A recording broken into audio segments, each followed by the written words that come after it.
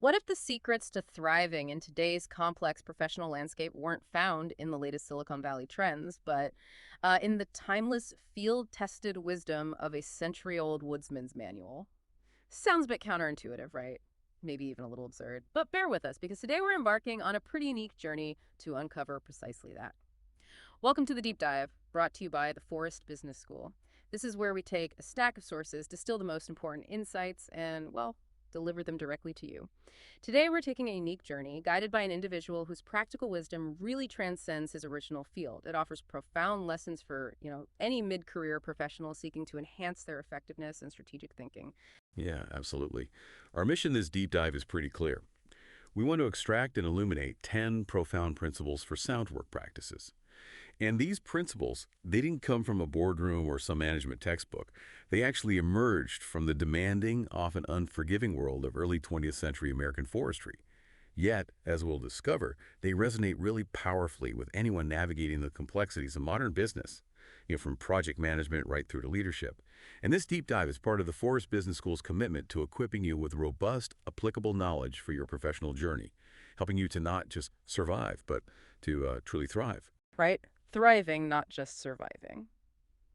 So to do this, we'll be drawing extensively from two key sources, some insightful excerpts from 10 work principles and foundational notes on Austin Cary. Together, they should reveal how the challenging lessons of the forest can, maybe surprisingly, sharpen your approach in pretty much any professional environment, hopefully offering some surprising facts and maybe a few aha moments along the way. Okay, let's truly unpack this then. Let's introduce the fascinating figure behind these enduring principles. Who exactly was Austin Cary, and why should his insights, forged in, the deep woods of the past, why should they matter to us today, especially for those of us navigating the ever-evolving demands of a modern career? Well, Austin Cary, born July 31st, 1865, passed away April 28th, 1936. He was genuinely a pioneering American forester, widely recognized, actually, as the father of Southern forestry. His story kicks off in East Machias, Maine. His family was already deeply steeped in lumbering interests, which, undoubtedly shaped his incredibly practical, results-oriented approach to things. But here's where it gets really interesting. He wasn't just a man of the woods like you might picture. He actually pursued higher education with quite a dedication, graduated with honors from Bowdoin College in 1887. And he didn't stop there. He went on to study biology at Johns Hopkins and even paleontology at Princeton. Wow, okay, so quite the academic background as well as that practical hands-on side from his family. That's quite a combination. It really is. And this blend, this unique fusion of, rigorous academic inquiry and that practical generational lineage from his family, it's absolutely crucial to understanding the perspective he brought. He could speak the language of science, definitely, but he also understood the gritty reality of the field. He knew what worked on the ground. That seems like a powerful mix. Right. So how did that play out in his early career? You mentioned land cruising and surveying? Right. So his early career as a land cruiser, basically, someone who explored and appraised timberlands, figuring out their value and potential, and as a surveyor in New England, saw him publishing some pretty influential research on tree growth and forest management. But what's truly fascinating here is that he then became the very first company forester in North America. This was while working for Berlin Mills Company in New Hampshire. Wait, the first one in North America? That's huge. What did that actually involve back then? It was huge. In this groundbreaking role, he wasn't just applying academic theory from afar. He was actively translating it into viable business practices on the ground. He was a strong, unwavering advocate for sustainable forestry practices and for long-term planning, really pushing against that mindset of just, quick timber extraction. It was an incredibly forward-thinking approach, especially for that era. The prevailing mindset was often about rapid resource depletion, not responsible stewardship for the future. So he was already thinking generations ahead, basically. Exactly. He had to bridge that gap between what the science said was possible or necessary and what the business needed to be profitable. And he did it by demonstrating the practical, profitable, long-term value of sustainability. He was truly ahead of his time. So he was a genuine trailblazer then, constantly pushing against the norms. You mentioned he was known for his unorthodox, independent approach. Can you elaborate on that? What did that actually look like on the ground, and why did the practical field guys respect him for it? Absolutely. And this is key to understanding his principles. Cary had an immense legacy in both northern and southern forestry, but his influence down south was particularly significant. That's where his independent spirit really shone. He almost single-handedly persuaded private landowners and industry folks down there to adopt sound forestry practices. This was at a time when southern forests were, frankly, devastated by uncontrolled logging. And how did he do it? Instead of dictating from some office, he'd literally go out into the field, get his hands dirty, and demonstrate right there on their own land how sustainable practices could actually yield more profit in the long run. Show, not just tell. Ah, okay. So direct demonstration proving the value proposition. Precisely. And he was known for his willingness to challenge not just the established industry norms, but also, importantly, even federal policies sometimes. He prioritized pragmatic, field-tested solutions over rigid theory or, political expediency. There's this anecdote, for example, about his insistence on using local practical knowledge over maybe outdated government regulations. If a federal guideline prescribed a certain planting density that, in the specific local soil conditions, was clearly inefficient or even harmful, Cary would argue for a deviation. And he'd back his stance with direct, empirical evidence from the ground. Right, so he wasn't afraid to push back based on what he actually saw working or not working. Not at all. He believed in what worked in the real world, and he wasn't afraid to say so, even if it ruffled some feathers.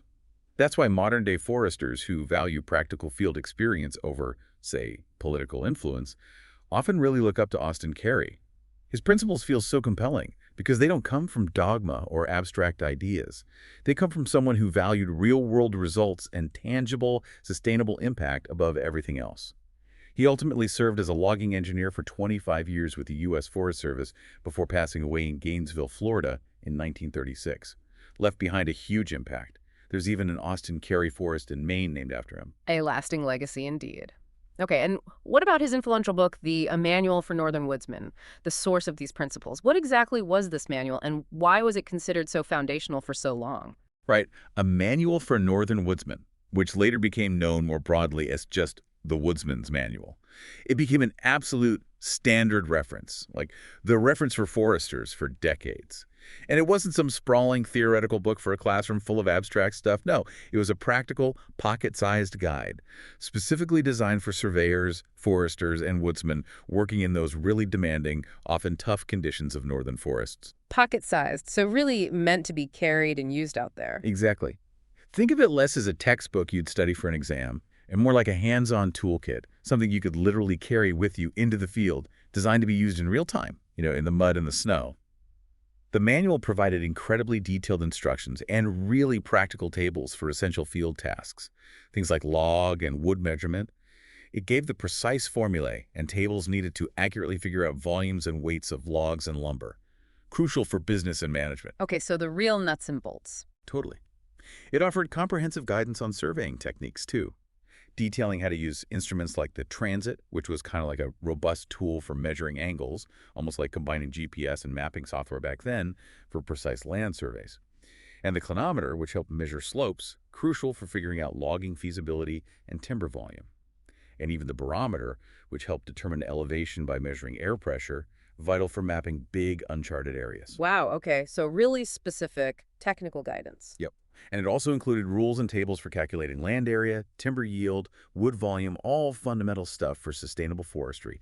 And crucially, it provided fieldwork essentials, practical info on marking boundaries, township subdivision, that meticulous process of dividing up large land areas into standard blocks for management and ownership, plus tons of tips for working efficiently and accurately in those tough forest environments. So its value was really in its practicality and focus. Exactly. Its immense value lay precisely in its concise, accessible format and its unwavering focus on the immediate, practical needs of professionals in the field. That's what made it indispensable for generations. It was about enabling people to do their jobs effectively, accurately, and safely, right there in the woods, often miles from anywhere. All right, that sets the stage perfectly. Now let's dive into the core of Austin Cary's enduring wisdom, these 10 principles for sound work practices. As we explore each one, let's really think about how they translate, from those dense northern woods to your desk, your team, your strategic planning today. This is where it gets really interesting, I think. Agreed. Let's start with the first one. 1. Balance accuracy with practicality. This principle advises us to strive for results that are sufficiently accurate for the task rather than perfect, recognizing the limits of field conditions and human error. And it's vital to understand this isn't an excuse for being sloppy, not at all. It's about understanding what's fit for purpose. For Cary's woodsman, getting a mathematically perfect measurement, say, of a log on uneven ground might literally take hours, trying to account for every bump, every slight curve. but an adequately accurate one, factoring in those real-world conditions and, the fact that humans aren't machines, would be good enough for the immediate task. It allowed them to make progress efficiently. It was about getting good, reliable data to move forward, not getting stuck chasing some unattainable ideal. Okay, so balance accuracy. How does that play out now, say, in an office environment or on a modern project? We often feel this immense pressure for absolute perfection, especially with all the data and tools we have. Right. It means asking yourself a really pointed question before you dive deep into the work. What level of precision is actually required here to achieve the goal? Think about the trade-off. Is delivering, say, a preliminary market report that's maybe 85% precise, but delivered quickly enough to inform a crucial strategic decision now? Is that better than aiming for 99% precision, but delaying that decision by weeks, potentially missing a market window? That's a good point. The cost of delay versus marginal gain in accuracy. Exactly.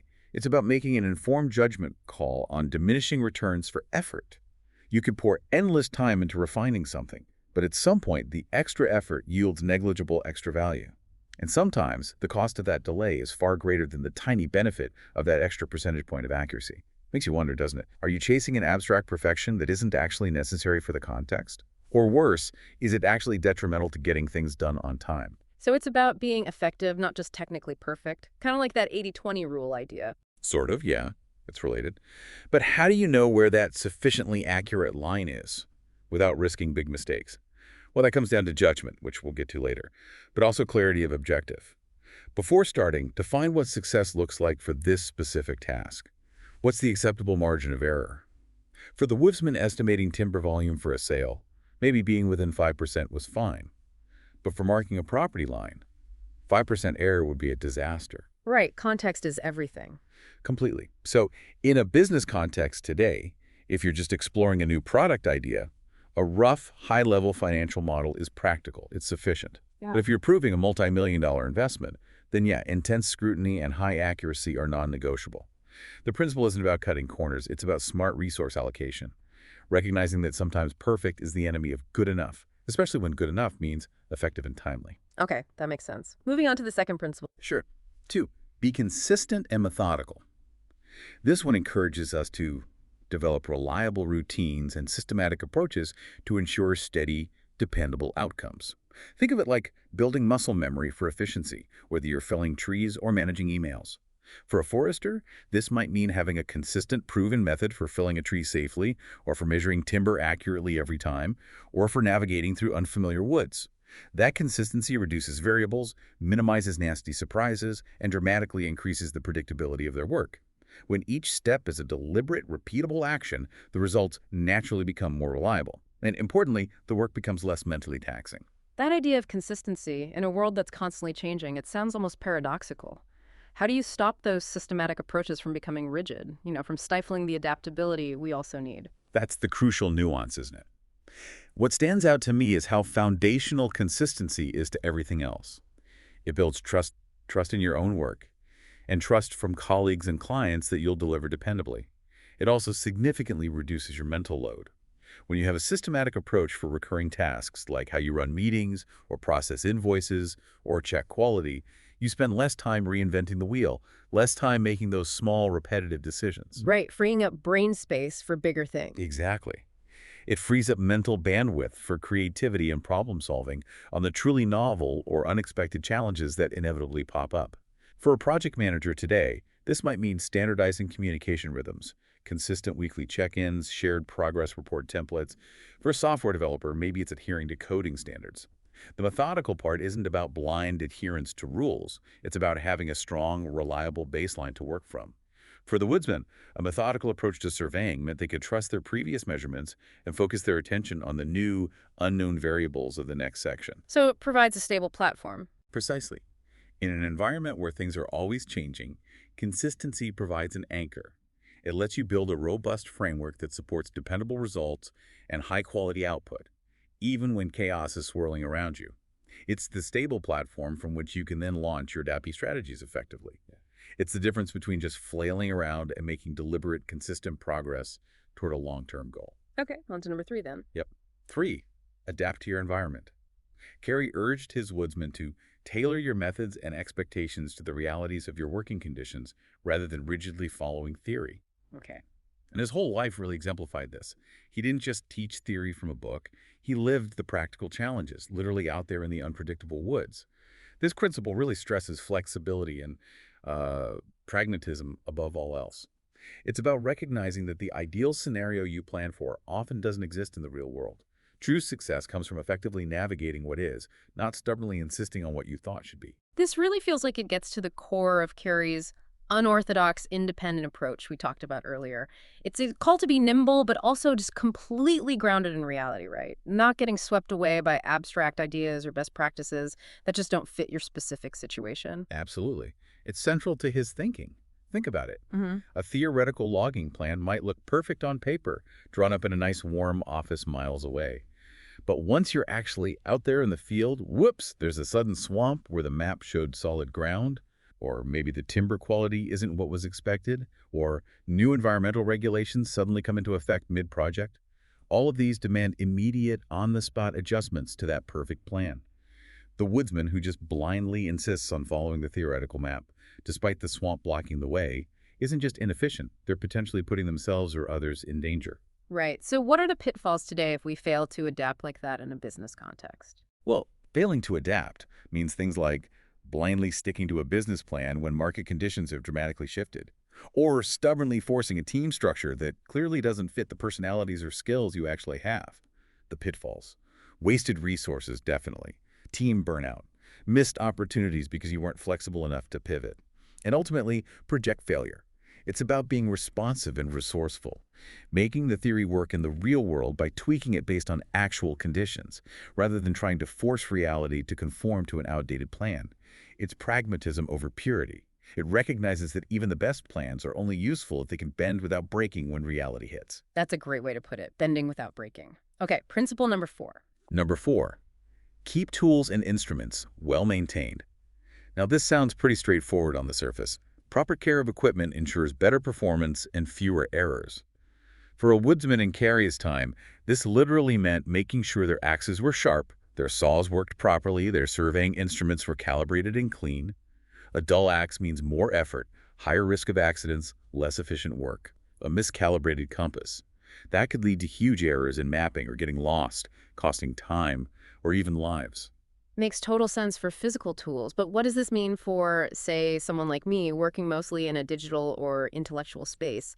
What are my tools and how do I keep them well maintained? What are the dull axes in a modern professional's life? That's the crucial translation, and where the deeper wisdom lies, I think. In our modern world, your tools are fundamentally things like your skills, your knowledge base, your digital infrastructure software, hardware, networks. And critically, even your physical health and your mental well-being are tools for performance. Ah, okay. Expanding the definition of tool. Exactly. So proper care means things like continuous learning and skill upgrades, keeping your professional edge sharp, making sure you're not using outdated methods. It means keeping your software updated and secure, keeping your digital files organized so you can actually find things, actively maintaining your professional network because those relationships are often the instruments that unlock opportunities. But it also means investing in your own resilience, getting enough rest, eating well, managing stress. Because a poorly maintained skill set, or outdated software that causes friction, or a messy digital filing system, or even just chronic fatigue, these can lead to just as many errors and inefficiencies as a dull axe. It really makes you ask yourself, what neglected tools in your professional life are costing you performance? Are you investing in keeping your most vital instruments, your mind, your skills, your digital setup, your well-being in top shape? Or are you just trying to get by with dulled edges? That's a challenging question. Food for thought. Yeah. Okay, number 5. Principle 5, plan ahead but remain flexible. This one advises, prepare thoroughly but be ready to adjust plans based on new information or changing circumstances. It really highlights that constant tension between needing foresight and needing agility. Cary's men would meticulously plan their rounds through unexplored territory. They try to anticipate terrain challenges, forecast log harvests for a whole season, detailed planning. However, a sudden, unpredicted blizzard blocking a pass or a flash flood washing out a temporary bridge, or even a positive discovery, like an unexpected patch of valuable timber. Any of these would demand immediate recalibration of those careful plans. They knew reality often deviated from the blueprint. Their survival literally depended on being able to pivot. Right. This feels like a direct follow-up to adapt to your environment, but it adds that layer of proactive planning first. So how do you strike that balance? How do you plan rigorously without becoming brittle, without getting overwhelmed by all the what ifs or feeling like planning is pointless because things will change anyway? Yeah, that's the million-dollar question, isn't it? The key is to see the plan not as a rigid blueprint carved in stone, but as a living document, a starting point. You prepare thoroughly that upfront work is crucial. It helps you understand the landscape, anticipate likely challenges, identify critical paths, understand your core objectives. That preparation isn't wasted even if things change. It builds your foundation. But critically, you also build in mechanisms for flexibility. Things like regular review points to check assumptions against reality, developing contingency plans for the most likely disruptions, establishing clear decision triggers like, if X happens, we pivot to plan B. So planning for change in a way. Exactly. A project manager today develops a detailed schedule, yes, but they also identify key risks, build in buffer time, and have clear criteria for when to escalate an issue or shift resources. It's about being prepared for the expected, but crucially, being psychologically and strategically ready for the unexpected. It ensures you have a compass, a clear sense of direction and purpose, not just a fixed map that might be useless tomorrow. You have a robust framework for making decisions and a deep understanding of your true goal, which allows you to pivot intelligently and decisively rather than just reacting impulsively or getting paralyzed when things go off script. It's like steering through a storm versus just being tossed about by it. Having a compass, not just a map. I like that. Okay, number 6. Number 6. Document work carefully. Cary emphasized that accurate records help verify results and support future tasks or decisions. This was absolutely vital for his choristers. Imagine trying to track timber yields over decades across huge areas of land, or precisely mapping property lines for ownership, or ensuring the long-term sustainable harvest of a forest for generations to come. Without meticulous documentation, tree counts, soil types, cutting patterns, boundary markers, all that would be impossible, or at best, incredibly inefficient and full of costly errors. It was about building institutional knowledge that lasted longer than any one person. This really highlights that long-term thinking Cary pushed for, but it's fascinating how often this gets overlooked today, right? In busy environments, documentation often feels like an afterthought, just bureaucratic overhead when you're trying to get the next thing done. It really does feel like that sometimes. But it's such a crucial investment, an investment that pays off exponentially in future efficiency, accountability, and institutional memory. Good documentation isn't just about compliance or ticking boxes. It's fundamentally about clarity, reducing ambiguity. It's about accountability, knowing who did what and why. And it's about the seamless transfer of knowledge, especially when teams change or people move on. So it prevents reinventing the wheel constantly. Exactly. For a complex project today, it means clear, concise meeting notes capturing decisions and action items. Well-structured, searchable digital files that anyone on the team can navigate easily. Detailed process guides or flowcharts so new people can get up to speed quickly without needing constant hand-holding. And even for an individual, it's about systematically capturing your learnings, documenting key decisions and why you made them, noting crucial details so you don't repeat mistakes or forget important context when you revisit something months later. What's the true cost of not doing it well? The true cost of poor documentation is often this invisible tax. It's duplicated effort, lost knowledge, miscommunication, a fractured team understanding. It hinders scaling up. It prevents real learning from past successes and failures. Good documentation lets you verify results accurately, providing a factual basis for assessment. And crucially, it allows others to support future tasks or decisions by building on your work instead of starting from scratch every time. It builds the collective intelligence of the organization. Okay, principle 7. Number 7. Respect natural limitations. This principle states, understand the constraints imposed by nature or your environment and work within them. For a forester, nature meant obvious things like the growth rate of trees. You just can't rush a tree to grow faster than it naturally does, no matter how much you want the timber. It also meant the ruggedness of the terrain, which dictated how and when you could move logs, or the changing seasons, impacting when certain work could even be done safely or effectively. Trying to fight these fundamental limits was futile, wasteful, and ultimately unsustainable. It sounds like knowing your boundaries, literally and figuratively. But this raises a key question. Is this principle about resignation, just accepting limits and giving up? Or is it about a deeper kind of wisdom, recognizing reality and working with it? Could it be misinterpreted as an excuse for inaction? It's absolutely about wisdom, not resignation. and definitely not an excuse for complacency. It's about realistic assessment and strategic adaptation, not giving up. In a modern context, respecting limitations could mean acknowledging the hard limits of a budget. You simply cannot spend money you don't have, or magically create revenue where there's no market demand. It could be understanding the true capacity of your team, avoiding burnout by not setting completely unrealistic deadlines. It might mean realistically assessing the market's readiness for a new product rather than pushing it out too soon. Or even, on a personal level, recognizing your own energy limits and what you can realistically achieve in a day without sacrificing quality or well-being, avoiding that hustle culture trap when it just leads to diminishing returns. So the key is working within them. Exactly. That phrase implies agency and intelligent action. When you truly understand your constraints, you can focus your efforts much more precisely where they will be most effective and yield the greatest impact. Often, working within limitations actually sparks greater creativity. You have to find clever workarounds. It leads to more sustainable, achievable solutions than trying to endlessly fight against immovable objects. It lets you innovate intelligently around obstacles rather than just banging your head against a wall. It's about working smarter against tough odds, channeling energy towards what's actually possible and impactful. Working smarter, not just harder against the impossible.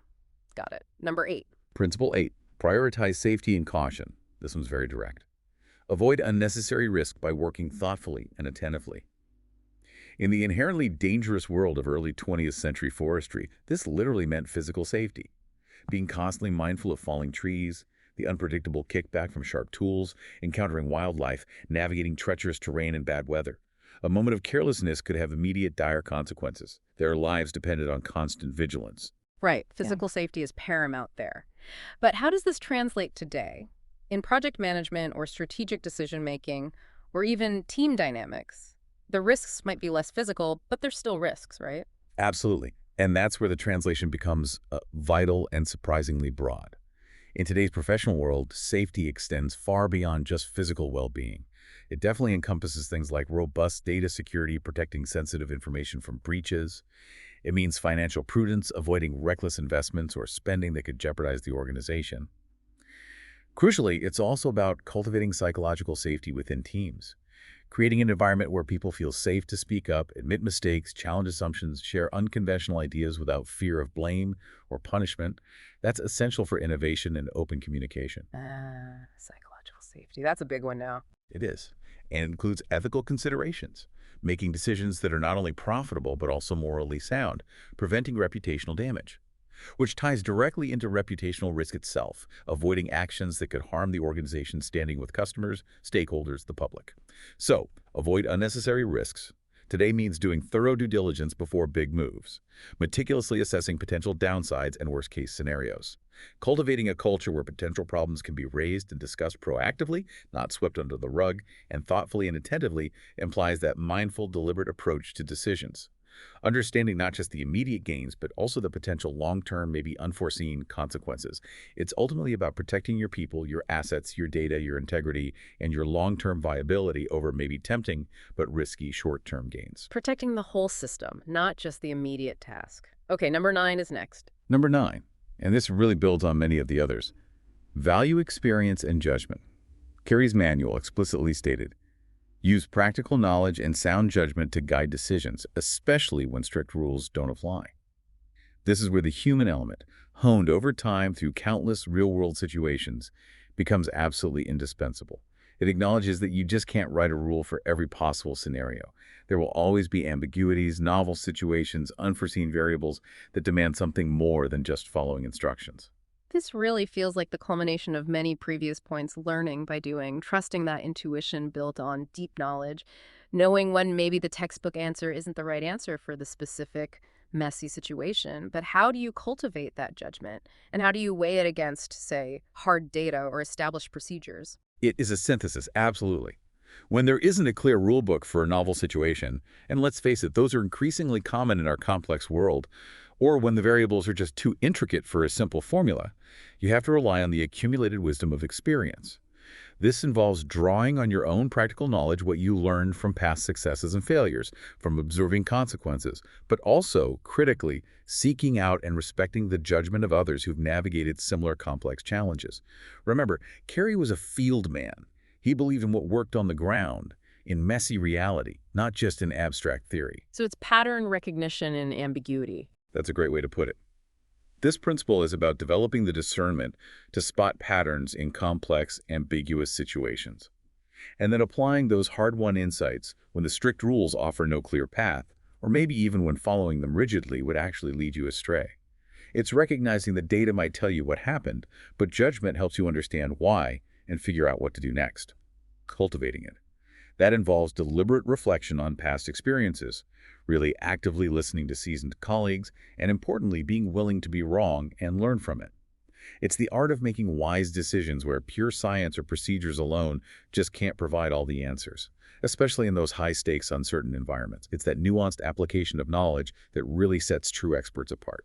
The art beyond the science. Okay, bring us to the final principle, number 10. The final one, number 10. And arguably, it's the foundation under all the others. Maintain a steady work ethic. It sounds simple, almost self-evident, but it states, consistent effort, patience, and perseverance lead to long-term success. It's the engine that drives progress and makes all the other principles actually achievable and sustainable over time. Without this steady engine, even the smartest plans or the best tools won't get you very far. It does sound simple, yet maybe it's the hardest one to consistently embody, especially in our, fast-paced, instant gratification world where we're kind of wired for quick wins and immediate feedback. So what does this really mean for someone trying to build a career, lead a big initiative, or achieve a significant long-term goal today?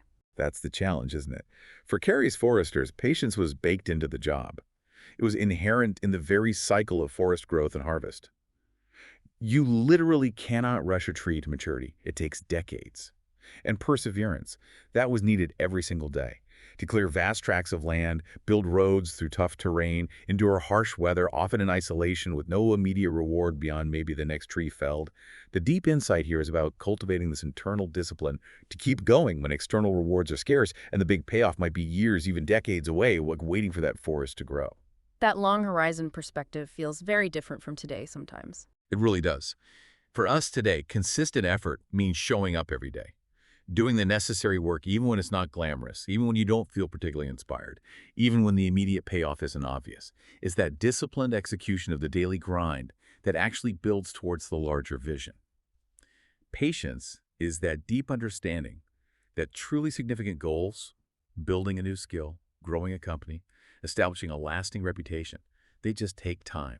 There are no real shortcuts that last. And perseverance is the resilience, the grit to push through setbacks, to learn from failures instead of being crushed by them, and to just keep moving forward despite obstacles and maybe even criticism. It's really the invisible force that converts raw effort into enduring achievement.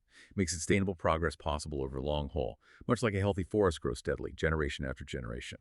It forces us to reevaluate what real success looks like over time, doesn't it? Beyond the quick wins. It certainly does. Wow. As we wrap up this deep dive, it's truly remarkable, isn't it? How Austin Cary's principles, honed in the pretty rugged world of early American forestry, offer such profound and genuinely practical guidance for professionals in any industry today. The FBS podcast hopes this deep dive has given you a unique lens, maybe, through which to view your own work practices, understanding that timeless wisdom often hides in the most unexpected places. Yeah, if you connect it to the bigger picture, Cary's legacy isn't just about trees or lumber, is it? It's really about a fundamental philosophy of work, one that champions pragmatism, adaptability, and enduring quality.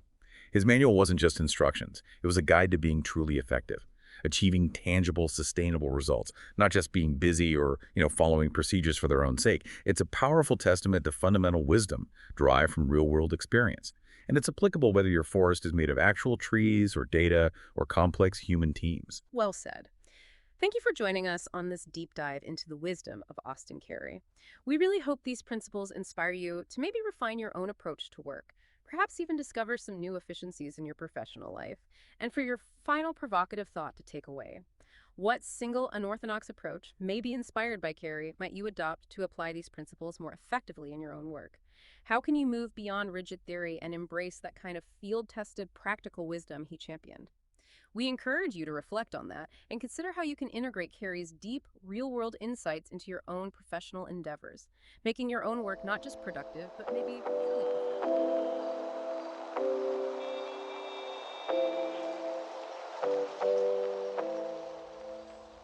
Hey, this is Steve Bick with the Forest Business School. Thank you for listening to the FBS podcast, and I hope you will subscribe.